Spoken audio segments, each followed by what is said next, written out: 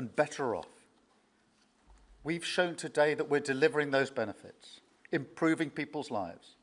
So we will go into that anniversary year more optimistic than ever and more confident than ever about our two great nations and what they can achieve side by side. Thank you. And it is now my pleasure to give the floor to Mr. President. Thank you. Thank you very much, very much. Prime Minister Starmer, Melania and I are tremendously thankful for the wonderful hospitality that you and Lady Starmer have extended today at Chequers. Quite the place, I must say, quite the place.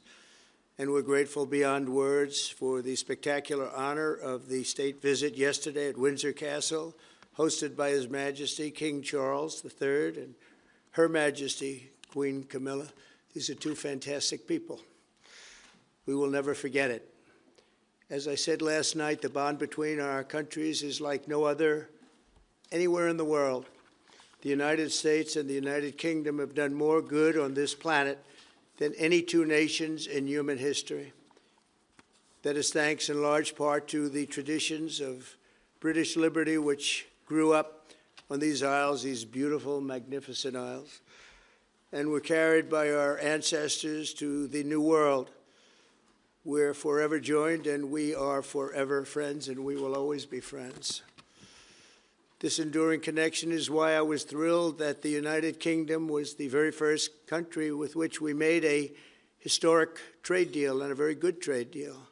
He's a tough negotiator. I think it was a better deal for you than us, but these are minor details. It's a very good deal for both of us. He's a great negotiator who will extend our unparalleled security alliance into the realm of economic security for the first time, and I look forward to finalizing it very soon. We'll have it done very quickly. We have also just signed a historic technology prosperity deal, one of a kind, to ensure our countries lead the next great technological revolution side by side. In fact, we just left the business leaders, the biggest in the world. Some are in this room right now. And that was quite a meeting we had on business and trade and technology.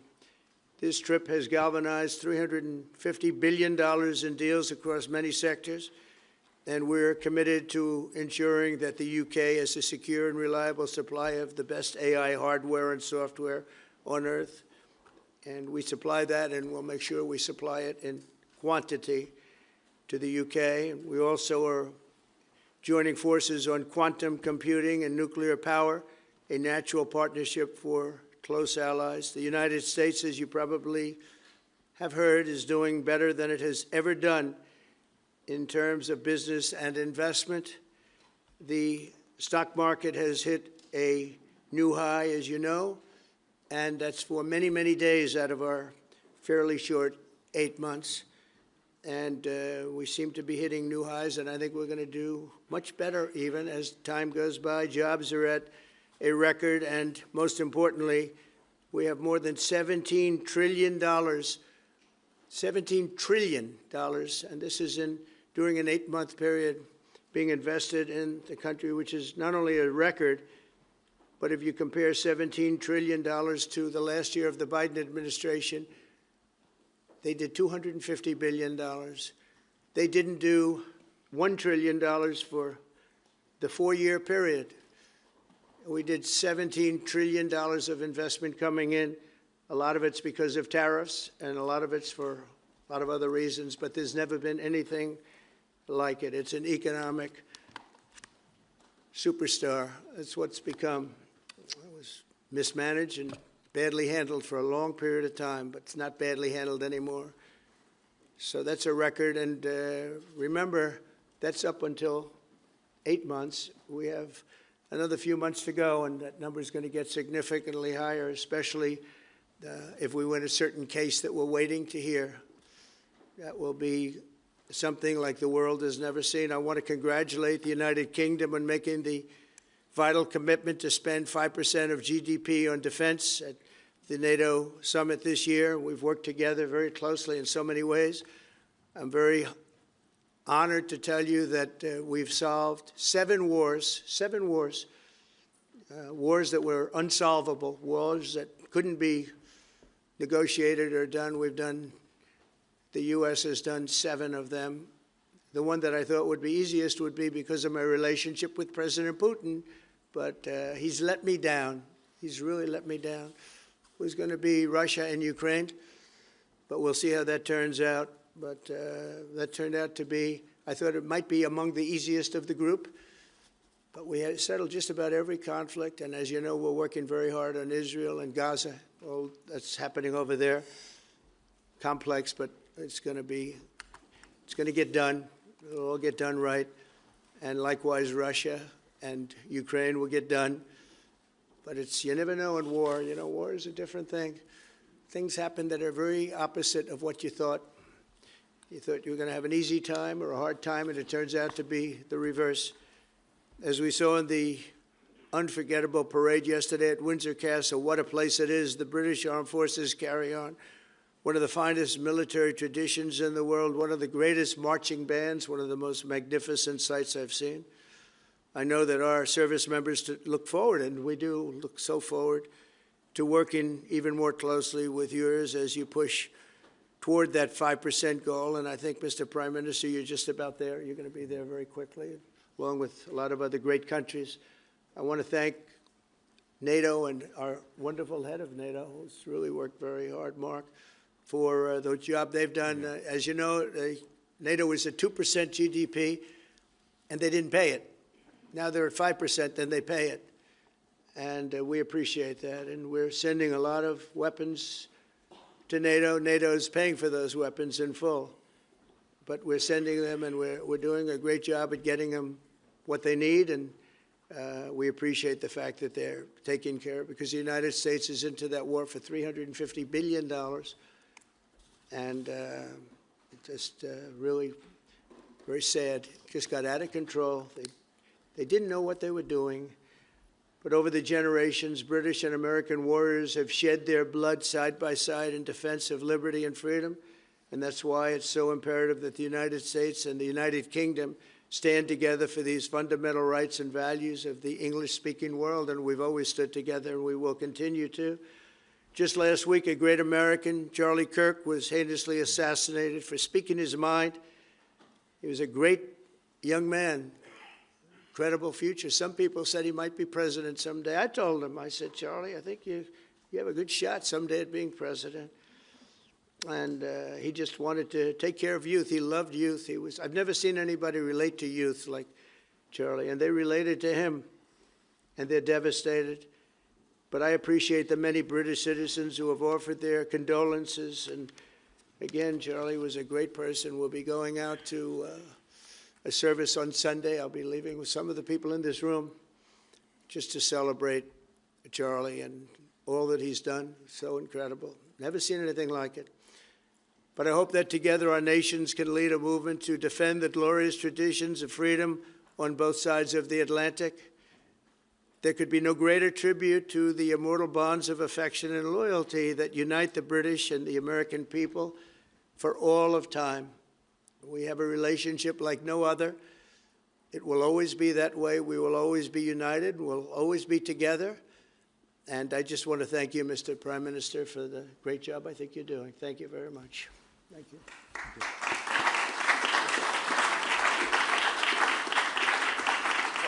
Thank you. Thank you very much, Mr. President. We're going to take some questions. I'll call 2 or 3 to start with, and then I'll pass over to the President. I've got Chris Mason from the BBC first. Chris. Thank you both. Chris Mason, BBC News. Mr. President, the UK is expected to recognise a Palestinian state in the coming days as the killing in Gaza continues. It often seems that you're the only person that Israel will listen to. What more can you say to them to tell them to stop? And why is the UK's position on a Palestinian state, in your view, wrong? And Prime Minister, what will the recognition of a Palestinian state actually achieve? Is it not just gesture politics to appease people in your own party? Thank you both. Well, Chris, let me just start with that, because we discussed this amongst other things. We had the best part of an hour, I think, upstairs earlier today, just one-to-one, going through a number of affairs, world affairs, in private. And we absolutely agree on the need for peace and a roadmap, because the situation in Gaza is intolerable. The hostages have been held for a very, very long time, and they must be freed. And we need aid to get into Gaza at speed. And so it's within that context of a plan for peace, which we're working hard on, which not only did we discuss this morning, but our two teams have been working together on, that the question of recognition needs to be seen. And so it's part of that overall package which hopefully takes us from the appalling situation we're in now to the outcome of a safe and secure Israel, which we do not have, and a viable Palestinian state. Thank you. Well, simply, I want the hostages released now, right now, not 1, 2, we'll give you 3 more tomorrow, and, like it's been, but we're the ones that got all the hostages released. We got many, many came to the Oval Office, and I've heard stories like I've never thought even possible. There was no humanity, no anything. I said to them, was there any warmth shown during this stay? Like they offered you a little extra meal, they gave you a little smile, and they said, don't worry, you'll be okay. And every one of them said, not even a little bit. Amazing, to think that during this stay, long stay in some cases. We had a man the other day, 451 days he was there. I always ask that question. And was there any warmth shown? Just a little word of encouragement. And the answer is every time, absolutely not. I'm shocked to hear it, because in the worst cases, there's always somebody that comes through. We have to remember October 7th, one of the worst, most violent days in the history of the world, not just there, the history of the world. And I got to see the tapes, and I wish I didn't see them, actually, but I got to see them. And I want an end. I want the hostages released, and I think it's going to be okay, but it has been a brutal period of time. But this has been going on for a long time. This is not something that's over the last year, 2 years, but this has been for decades and decades. But we want it to end. We have to have the hostages back immediately. That's what the people of Israel want. They want them back, and we want the fighting to stop, and it's going to stop. But a lot of bad things. Hamas said that they're going to put the hostages up as bait. They're going to put the hostages in front of any attack. And that's pretty brutal. We haven't heard that one in a long time. So we have to remember that. So I have a disagreement with the Prime Minister on that score. Okay? One of our few disagreements, actually. Great. Can I take Jack from The Sun? Jack. Thank you both. Jack Elson from The Sun. Mr. President, in the 9 months you've been in office, you've been incredibly successful in all but eliminating crossings on your southern border. Yeah. Meanwhile, illegal migration is at record levels in Britain. The Prime Minister is trying to tackle that.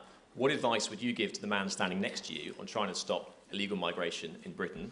And Prime Minister, if I can just ask, the President is all about drill, baby, drill in terms of trying to secure American energy and cut bills for Americans. Meanwhile, you are turning Britain's back on oil and gas in favour of renewable energies, such as wind turbines. Why do you think that you are right and he is wrong? So we had millions of people flowing in, totally unchecked, totally unvetted from the Biden administration.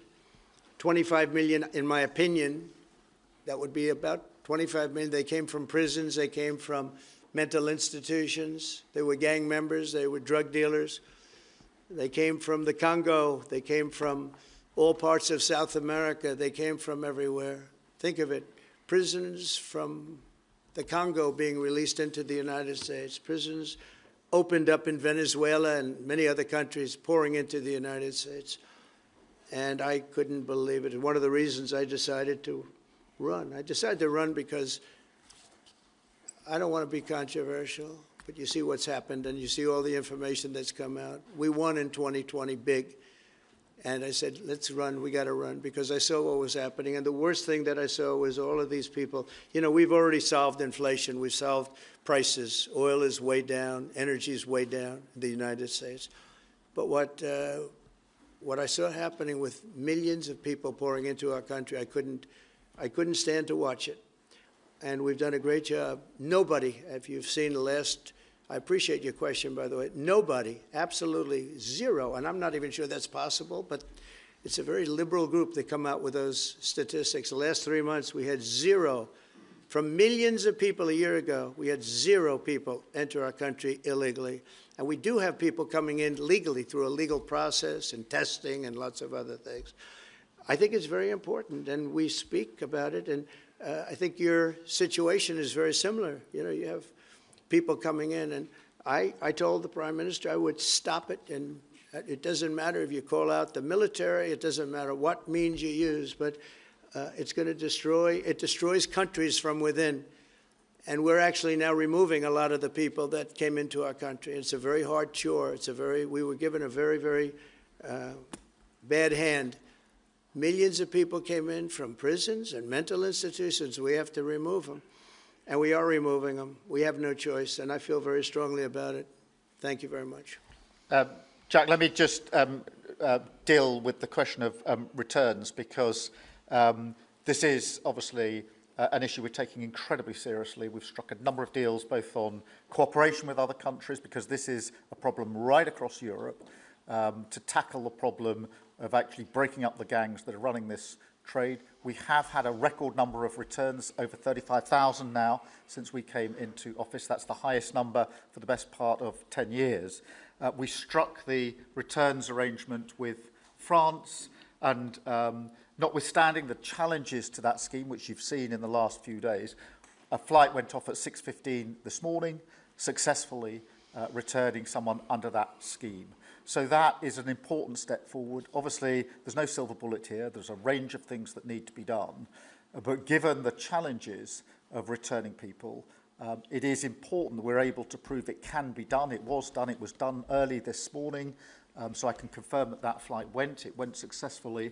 And I'm pleased about that. Now we need to ramp that up at scale, which was always envisaged under the scheme. But it's very important that we have been able to prove that the proof of concept, if you like, that this can be done, and will continue in that way.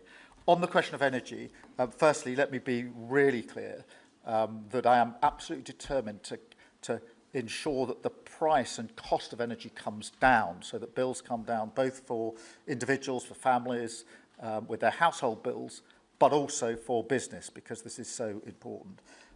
The mix will include oil and gas for many years to come from the North Sea. We've been clear about that for some time, but we also need to mix that with renewables, and it's the mix that's really important. And the approach I've taken on this is the same approach that I take to many other things, a pragmatic approach. Thank you, Jack. I would like to say that we inherited the worst inflation in the history of our country. We had inflation, the likes of which we've really never seen. They say 48 years, and I'll accept that, but I really don't. We had the worst inflation in the history of our country. And we had an expression that I used a lot, drill, baby, drill. And as you know, we brought fuel way down, the prices way down. And we don't do wind because wind is a disaster. It's a very expensive joke, frankly.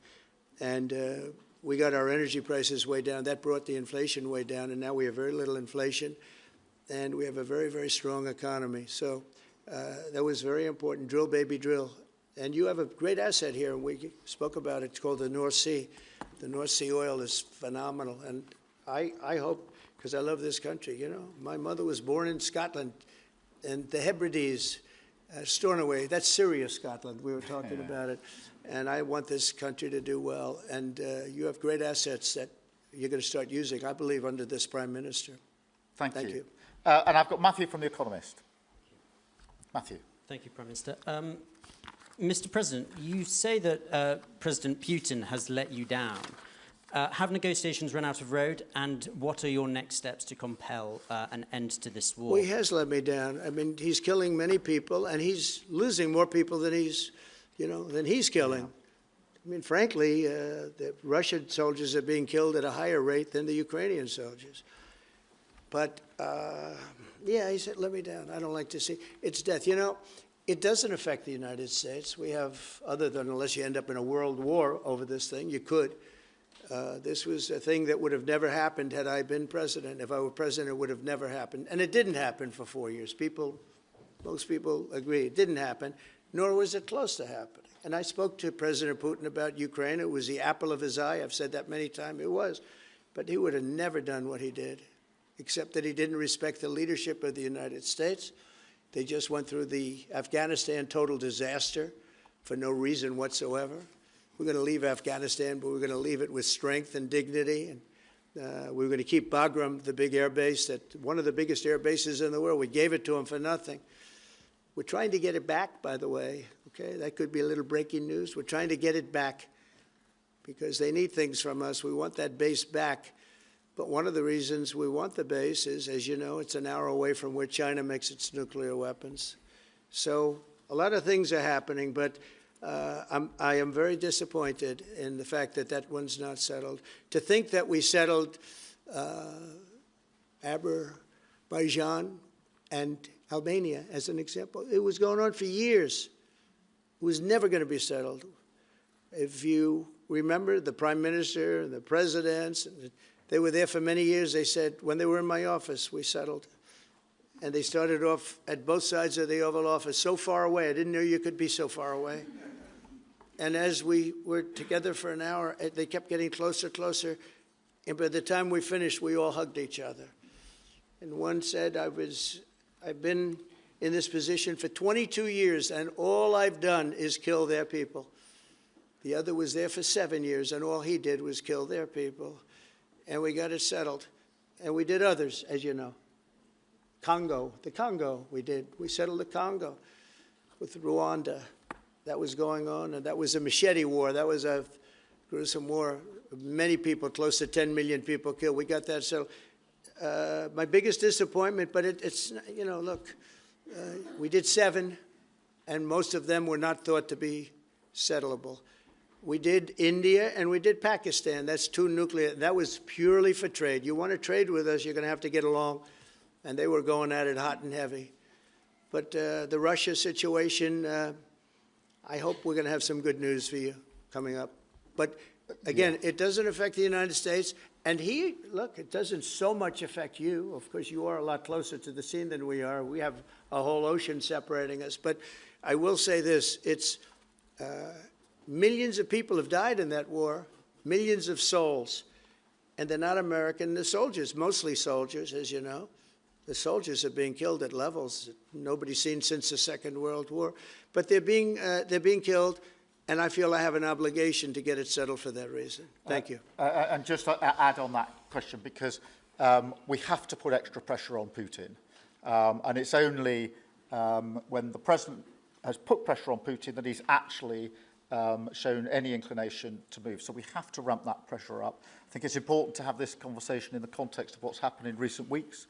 We saw damage and bombing to the British Council in Kyiv. These are targets that it was thought until recently were not targets that would be hit. The British Council, the European Union Embassy, the Council of Ministers, where President Zelensky's ministers work was hit. Again, these were thought to be places that wouldn't be hit. And then the incursion into Poland last week. And if you put that together, what you can see is either an emboldenment or at least an increased recklessness on Putin's part. And that's why I said earlier that they're not the actions of someone who wants peace. So we have to ramp up. And we discussed earlier today, we have built the coalition of the willing with British leadership and French leadership, stepping up with military planning in the seas, in the sky, on the ground, and ramping up what we do with the Ukrainians themselves. And of course, that taken with an American guarantee is now an example, I think, of the challenge of Europe stepping up to the plate, which it has done in the last few months, to show through what we and the French have done that we're prepared to take the lead in this and take the necessary measures. But that's a war that could have been a third world war, and I don't think we're going to be there now. But that was heading to a third world war, and what a shame it is. What a shame it is. Mr. President, do you want to call some of the I would love to call outlets? a few of them. Bev, do you want to have a question? I've got to come back to you. Bev Turner, GB News. Thank you. Having been in DC for a few weeks, it's really interesting to see how you run the country as a proud Christian leader. And it really begs the question to the Prime Minister, if you don't mind, are we still a Christian country? But also... when you say we, are you talking here or...? Here. The Here? UK. I'm still British. I might I'd live in rather have America. I'm him still answer that British. question. But also, I can't give you that answer. that's for the Prime Minister. But also, despite what we talked about in Scotland a few weeks ago, we still have 12,000 people a year here being arrested for social media posts, for free speech violations. Does that not remain an important area that there is still a lot of disagreement on? I'd like to have you answer that. Yeah, look, I mean, in terms of, I was christened, so that is, my church has been all my life, and we are, that is wired into our informal constitution. Of course, we celebrate many other faiths as well, and I'm really proud that we're able to do so as a country. And on free speech, that has long lived in this country, free speech. It's one of the founding values of the United Kingdom, and we protect it jealously and fiercely, and always will, and we will bear down on any limits on free speech. I draw a limit between free speech and the speech of those that want to peddle paedophilia and suicide social media to children, and therefore I'm all for free speech. I'm also for protecting children from things that will harm them, paedophiles, those that peddle suicide, which has had a terrible consequence for individual, particularly teenagers. And so that's the balance we strike. But we have had freedom of speech in this country for a very long time, and we will always protect it. Thank you. Thank you very much. Brian, please. Thank you. Prime Minister, it's good to see you again. You have a beautiful country. Thanks for having us. Thank you for being Two here. questions. One, just recently, President Trump labeled Antifa domestic terrorists. Would you consider doing something like that in your country?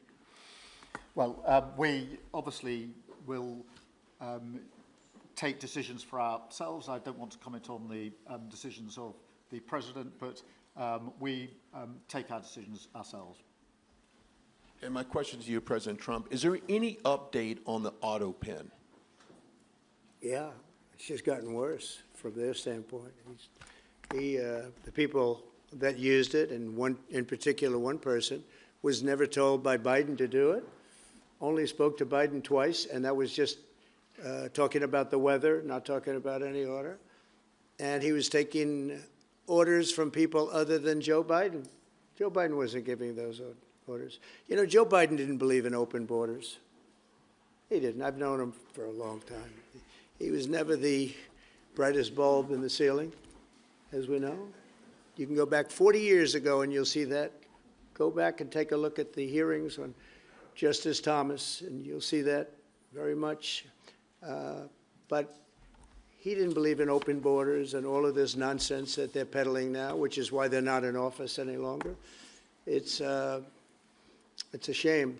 The auto pen was illegal. It was illegally used. He never gave the orders. He never told them what to do. And I guess the only one he signed, or one of the few he signed, was the pardon for his son. But you had the congressman who, when they got the information, they found out they were guilty, and they deleted and destroyed all information, everything. You couldn't get any of it. They found out that Nancy Pelosi actually was offered the 10,000 soldiers, and she turned them down. They found out many things that were very bad. So they deleted and destroyed all information. You talk about freedom of the press and freedom of speech. How about that one?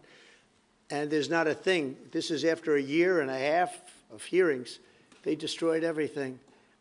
And somebody's got to be held responsible. So Biden, what he did is they knew, I don't think he knew, but somebody knew. I don't think Biden had a clue about anything, if you want to know the truth. But they gave a pardon to those Congress people. They gave a pardon. Those people are so guilty. They gave a pardon. But Biden didn't know about it. The people, whether it's Lisa or any of those people in there that really ran it, I know them all. And they're sick people. They're smart people. They're very smart. They're probably brilliant, but they're sick in ideology. And they were running the auto pen. And it was totally illegal what he did. And I hope it's going to be so adjudged. Do you want to take one more, and then I'll go back to British? Let's see. Peter, go ahead. Thank you, President Trump. In the deal that you're working on to for the Chinese to sell TikTok Yeah. to an American buyer, Yeah.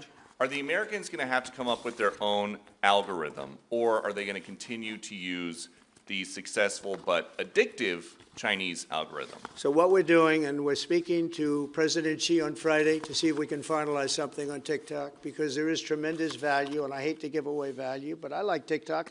It helped get me elected. In fact, Charlie said, "Sir, you ought to get on TikTok. You'd be great." I said, "Really? Tell me about TikTok." And we, as you know, we did unbelievably well with youth, like at a level that no Republican has ever even dreamt of. And in what, look, I think we won it for a lot of reasons, but that was a reason we won the election by such a big number. TikTok has tremendous value. The United States has that value in its hand because we're the ones that have to approve it. I specifically get the right to approve it. The people that are investing it are among the greatest investors in the world, the biggest, the richest, and they'll do a great job. And we're doing it in conjunction with China. But we are getting, the United States is getting a tremendous fee plus, I call it a fee plus, for just making the deal. And I don't want to throw that out the window. I can say this, that you'll have a lot of very unhappy youth. And I use TikTok very legitimately, very straight, just statements every day, little statements, short statements. "Sir, make it short, please." And TikTok Jack, we call him. It was pretty good. Did a good job for me, I guess. But no, I'd rather reap the benefits. I mean, the kind of money we're talking about is very substantial. And it'll be owned by all American investors and, the best investors and the, very rich people and companies are going to be owning it. Very, very straight, very legitimate companies, and really companies that love America. So they're going to be owning it. It's a big thing. And on a much bigger scale, and probably that's why we were able to get that, but on a much bigger scale, we're pretty close to a deal. We may do an extension with China, but it's an extension based on the same terms that we have right now, which are pretty good terms. And my question for Prime Minister Starmer, if you feel so strongly about officially recognizing Palestine for statehood, why are you waiting for President Trump to leave the country? Why can't you just do it right now? And isn't there a risk in rewarding Hamas with that? Well, let me be really clear about Hamas. They're a terrorist organisation who can have no part in any future governance in Palestine. And what happened on October the 7th was the worst attack since the Holocaust. We have extended family in Israel. I understand firsthand the psychological impact that had across Israel. So I know exactly where I stand in relation to Hamas. Hamas, of course, don't want a two-state solution. They don't want peace. They don't want a ceasefire. So I'm very clear where I stand on Hamas. Okay. On the question of recognition, I made my position clear at the end of July as to the timing, which has got nothing to do with this state visit, and I've discussed it with the President, as you would expect amongst two leaders who respect each other and like each other and want to bring about a better solution in the best way that we can. Thank you so much. Can I go back then to Robert at ITV? Robert Person, ITV. Mr. President, you uniquely, you alone in the whole world, have the power to persuade Prime Minister Netanyahu to stop the demolition of Gaza City, to stop the starvation of Palestine, and to stop the killing of civilians. If not now, when will you exercise that power to tell him to stop? Sure. And then for both of you on... But you do understand about October 7th. You do understand. So believe me, I understand. One of the worst days in the history of humanity. What happened, I have seen the tapes. Babies that are 4 months old and just chopped up to pieces. And you've seen the tapes and I've seen the tapes. You're a professional and so am I. And people forget about October 7th. I can't forget about it. So I want it to end, but I want the hostages back. I don't want the hostages used as human shields, which is what Hamas is threatening to do. But as soon as they're back, that's the moment you will tell Netanyahu to stop. Well, it would certainly help, but I have to have the hostages back. And I don't want them back piecemeal, as I said before. I want them back. And on a separate issue, free speech, your Vice President, Vance, said that free speech is under attack in the UK. Do you agree with him? And Prime Minister, we saw the dismissal of a very well-known chat show host in America last night, Mr. Kimmel. Is free speech more under attack in Britain or America? Well, Jimmy Kimmel was fired because he had bad ratings more than anything else, and he said a horrible thing about a great gentleman known as Charlie Kirk. And Jimmy Kimmel is not a talented person. He had very bad ratings, and they should have fired him a long time ago. So, you can call that free speech or not. He was fired for lack of talent. Yeah, please, go ahead. Yeah, I mean, firstly, on the question of Charlie Kirk, can I just express how shocking that is, I think, to everybody who believes in free speech and in democracy. It sent shockwaves through the world, and I know that he was a friend of the president, and I reached out straight away to the president because I understood how impactful it would be on him and his family. And we all need to be absolutely clear about that. Whatever our political views, it is shocking and is to be condemned. On free speech, not much to add to the answer I gave earlier. This country's had free speech for a very, very long time. It is part of who we are as a country, and it is the values that we fought for. We fought for it during the Second World War alongside each other. So we need no reminding of the importance of free speech in this country. Thank you, Robert. And I go to Beth for the final question, please. Beth. Thank you so much. Sky. Thank you, Beth Rigby, Sky News. Thank you, Prime Minister. If I could start with you. Prime Minister, President Trump has said he's ready to impose major sanctions on Russia if NATO countries stop purchasing Russian oil. He's got a point, hasn't he? Is that what you now believe is needed to bring Putin properly to the table? And what's your message to the President on US sanctions? And Mr. President, if I may, the King praised your personal commitment last night to finding solutions to the world's most intractable conflicts. You have invested much of your time and effort in Ukraine. But even as you seek to broker a deal, President Putin is escalating the war. He's firing drones into NATO airspace. You say he has let you down. Was it a mistake to invite him to Alaska? Do you regret it? No. And is it time to squeeze him, sir, and scare him and impose sanctions? And finally, if I may, the elephant in the room, Lord Mandelson, he is no longer the ambassador. Do you have some sympathy with him that he lost his job over historic links to Jeffrey Epstein? Thank you very much, sir. I don't know him, actually. I had heard that, and I think maybe the Prime Minister would be better speaking of that. That was a choice that he made, and I don't know. What is your answer to that? Well, I mean, it's very straightforward. Some information came to light last week which wasn't available when he was appointed, and I made a decision to come out of it, and that's very clear. On the question of the pressure on Putin and on Russia, which is obviously really important, look, I think it is a challenge to Europe. There are a number of European countries which are too reliant on energy from Russia. The UK actually obviously has almost got nothing at all, but we do need to bear down and work with our European counterparts here. There are one or two countries, I think, that do need to look again at the question of energy. There's no one silver bullet here.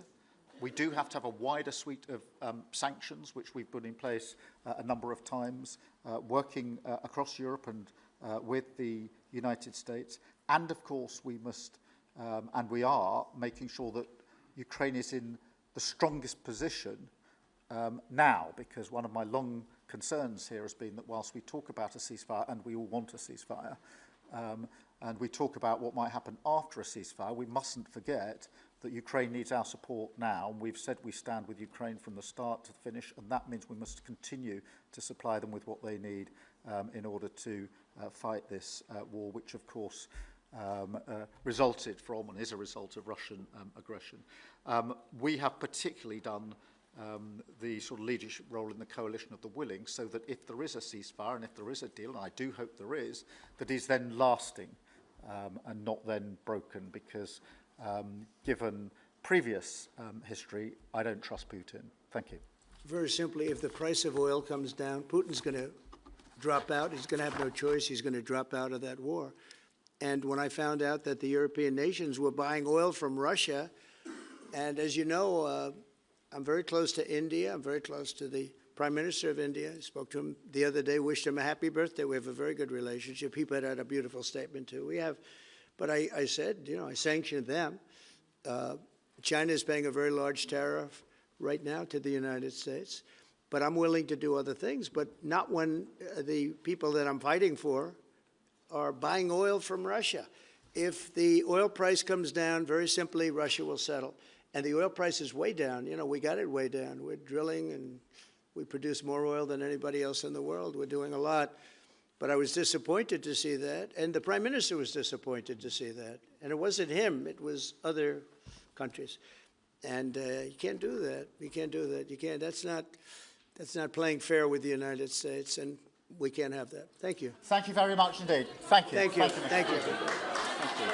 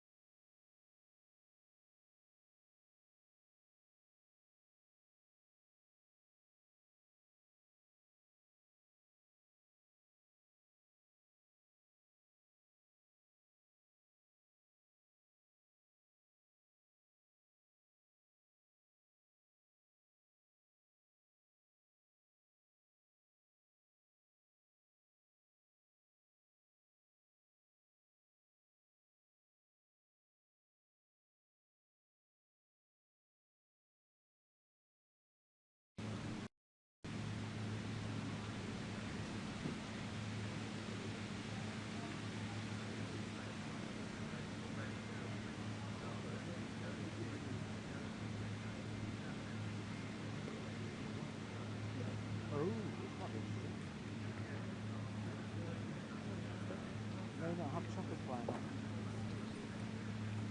Yeah.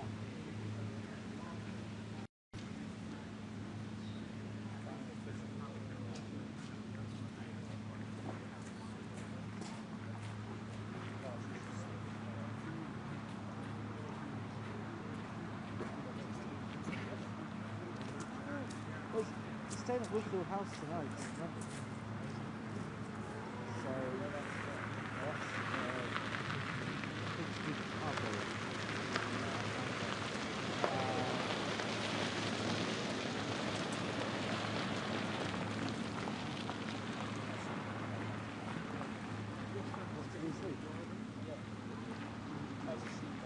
I thought it maybe flying that, but it didn't fly back. It flies straight from Stansted. Well, helicopters are here from Stansted.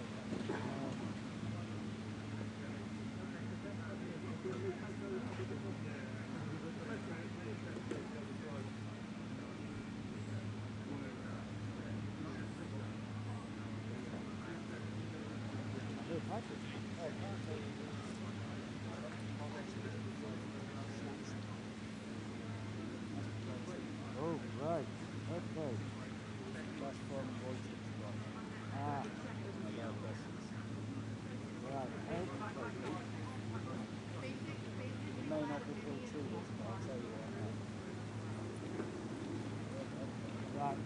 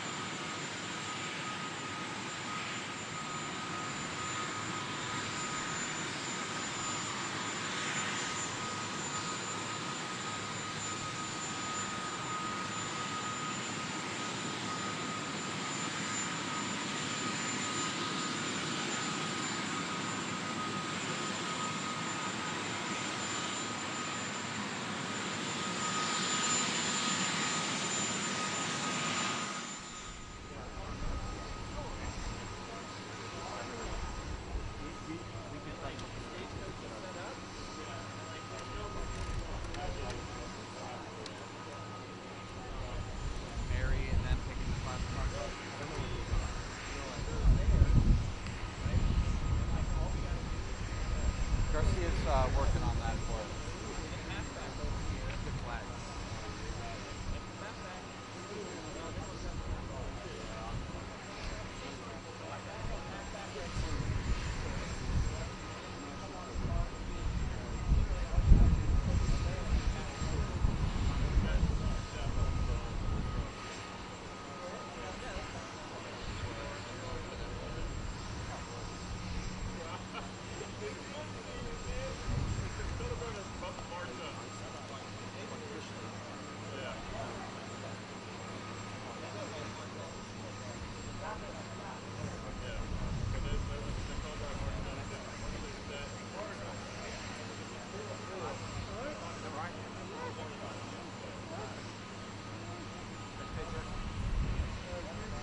Come on, I gave you so much. I knew that. They said, the American said to me, oh, we've got loads of time. You're really conscientious. I went, oh, no. Fucking no. I was like, I'll see you then, very just going. Like, at that point, I'm like, how much more? You actually see me. I'm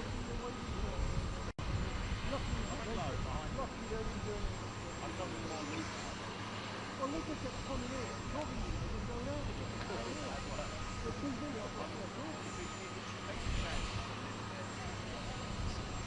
Guys, they're tracking the first bus will go at 5:45. So depending upon what time pizza wheels up, we just have to gather our ship to go.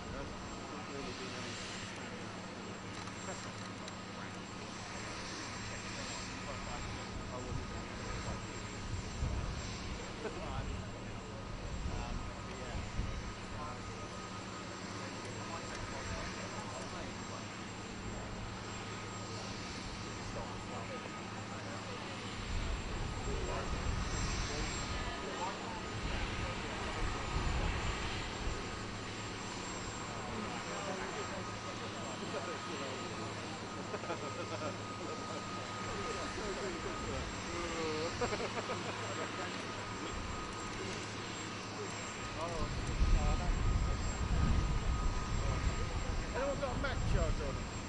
What? Charger for a Mac, right here. No, I can't go back. Hold on. There's power at the back. I can't find the battery for the bloody dish. Yeah, I left mine now. I can't find it. Yeah, but I can't find the battery now. Battery's in that room next door. Oh well, I'll just have to go back and find the battery first. I'll listen to this. I'll just have to be a plan. It's not a great yard. It's not a big hold up, is it?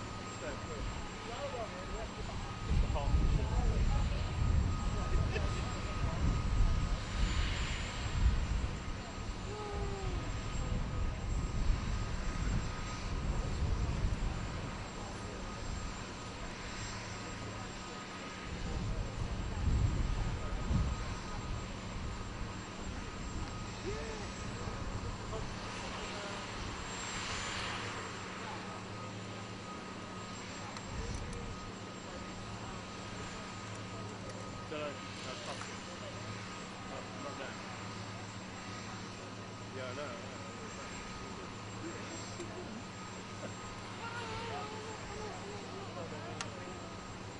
I've got away with it.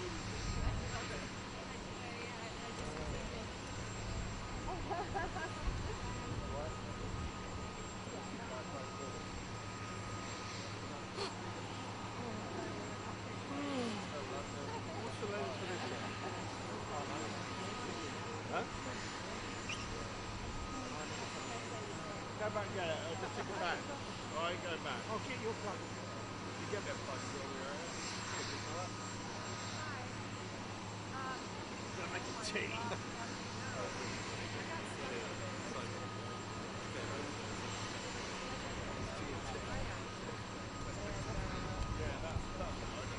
Too much that coffee stand like to that.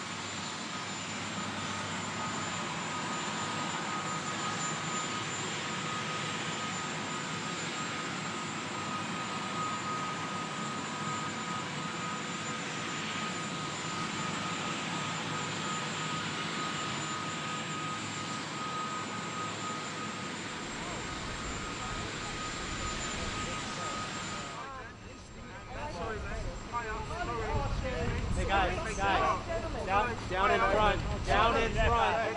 Down in front. I'm good? Come back? Am I low enough? Yes.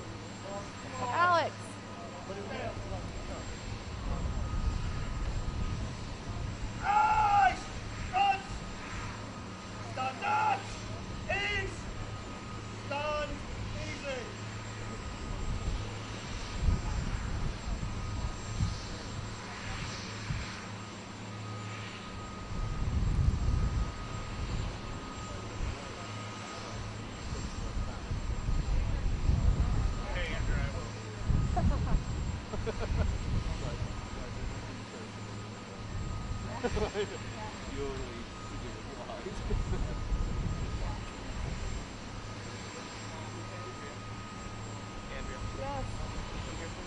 No, because they're walking out. Oh, I was like, the door's opening, Daniel. I think he's not walking out right now. This is the last press on the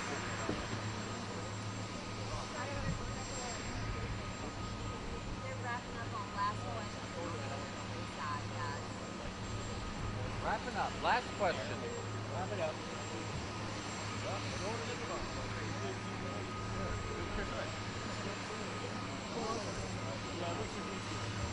Just getting a selfie.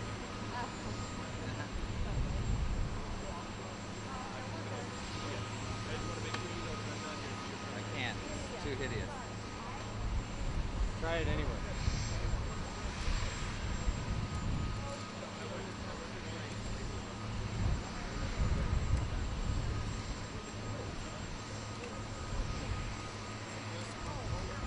Your battery pack? I just want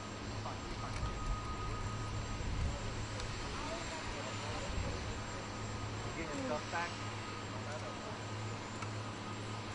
Might be gone. It was broken.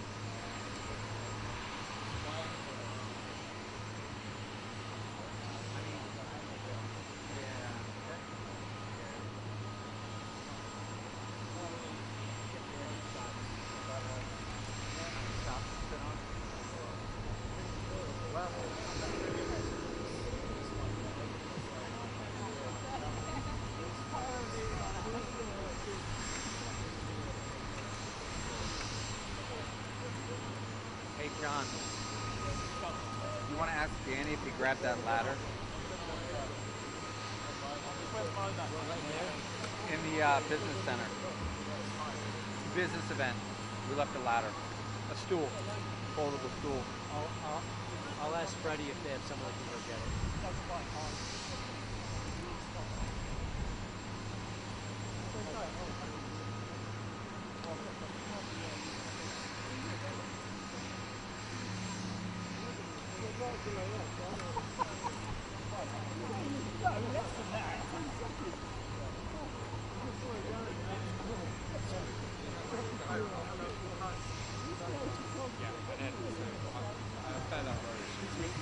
Yes.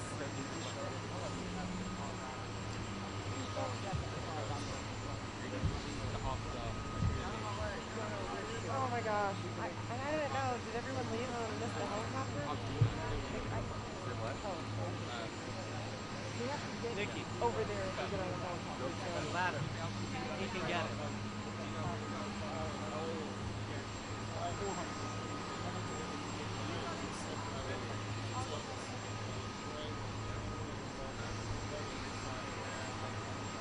Are you on live? Okay. Sorry. I just keep getting pulled in a million directions. I'm like, what?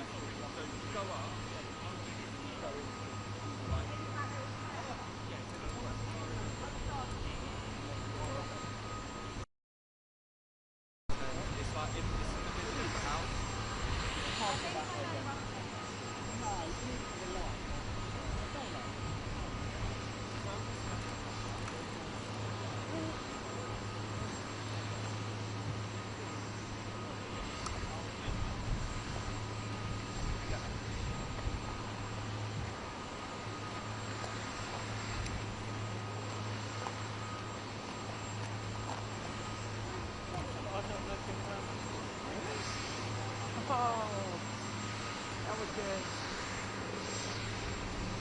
Hey, Alex, are we on number 3? I know. Around. I got it.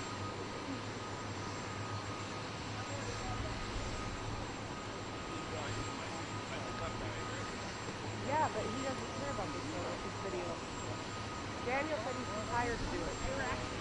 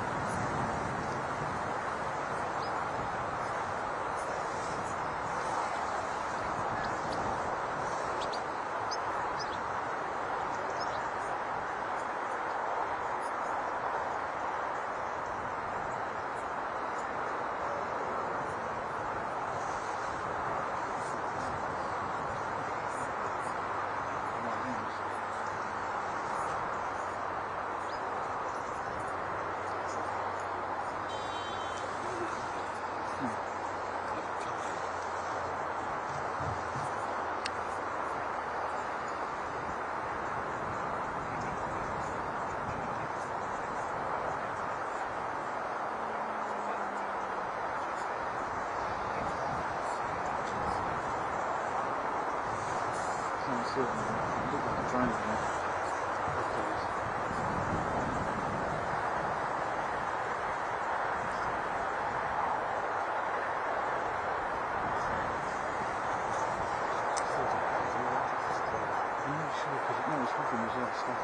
I'm sure it's a drone.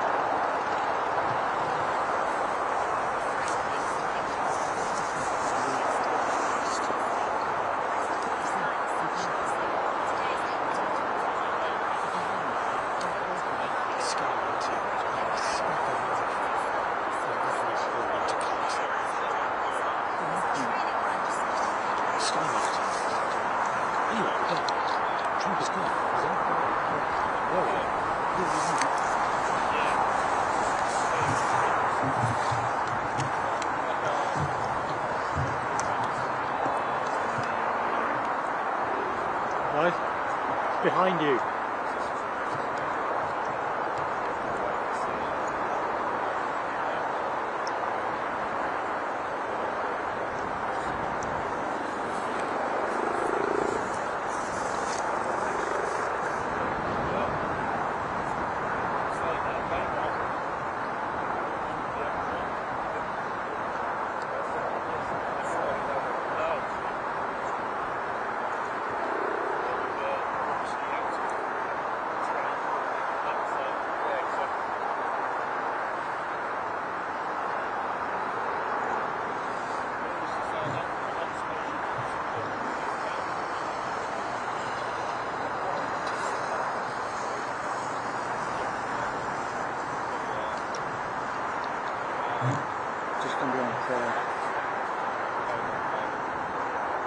Right, anyway. It was a good shot coming down. Well, and they've got us, so hopefully that's all going to I just cut. It literally, the bottom, as he went for about second and a half, but when I trashed in, got a nice shot. That's what it is. Right, let's back up, go. Right, let's stop this. Just stop it now.